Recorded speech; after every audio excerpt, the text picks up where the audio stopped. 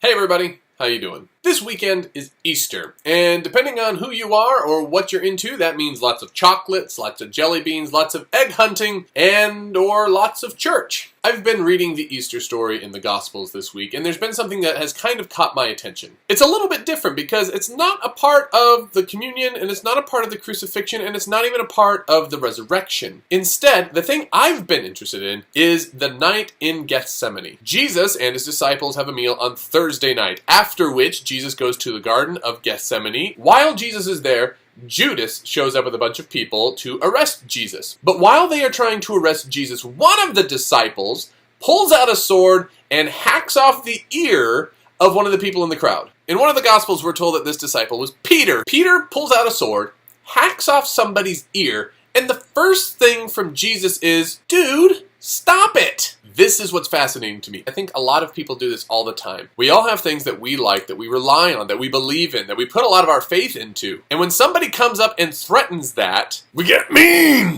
But what we learn from Jesus is a completely different approach on how to deal with this kind of conflict. Jesus himself is being threatened, and Peter doesn't know what to do, so he goes to his initial instinct, which is pull out a sword and try to murder somebody. I mean, I assume he tried to murder somebody. I don't know how you cut off somebody's ear without trying to hit something else in.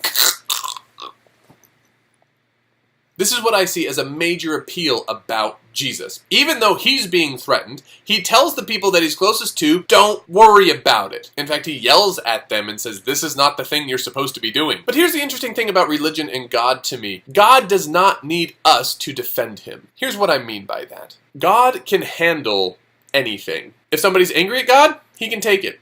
If somebody's yelling and going crazy, he can handle that too. If somebody has questions for God, guess what? God is not stumped, and God does not lose faith in himself and then become completely inefficient and unimportant for people. I think instead when we defend God, what we're actually doing is we are defending our own choices and our own lifestyle.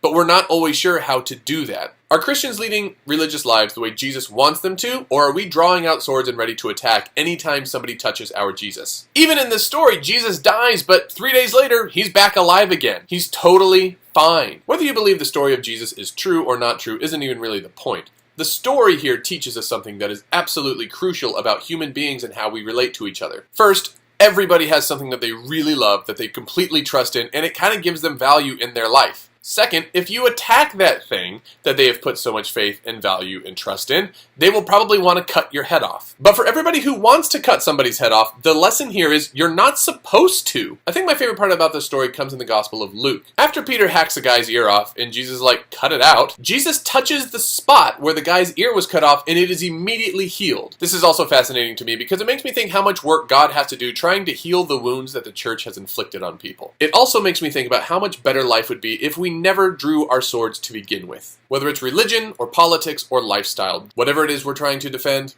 it will probably be just fine. Happy Easter.